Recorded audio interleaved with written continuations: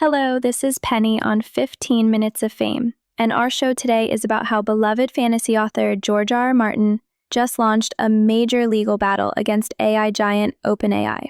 Look, when George R. R. Martin moves faster on a lawsuit than he does on finishing his book series, you know something's seriously wrong with the world, right?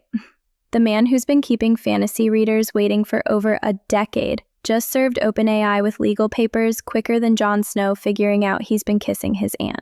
Here's what happened.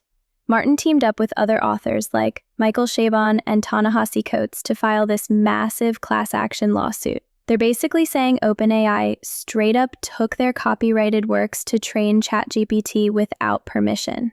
It's like if I copied your homework but then convinced the entire school I was the smart one.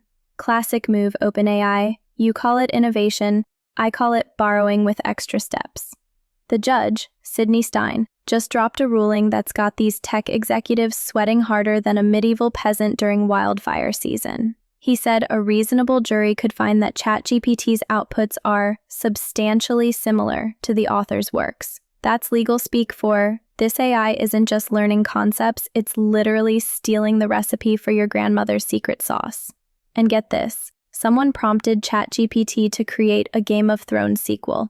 And this digital overachiever generated a whole outline called A Dance with Shadows. We're talking alternative storylines with ancient dragon magic, new Targaryen heirs, the works. The AI was out here writing fanfiction so convincing it could fool your book club. More after our break. My name is Tom Sachs. I'm an artist in New York City. For nearly 2 decades, I have been collaborating with Nike. Nike running is for runners, Nike basketball is for basketball. Nike craft is for everyone else. Now, I find it hilarious that tech companies are like, we learn like humans do from publicly available stuff, so fair use. Meanwhile, if a human student turned in an essay that's similar to someone else's work, they'd be expelled faster than you can say academic dishonesty. What's really wild is watching creators finally push back against platforms that built billion-dollar empires on free content. For years it's been, thanks for the creativity, we'll take our profits now. But authors are finally saying, not today, algorithm. This isn't just about protecting Westeros from digital dragons.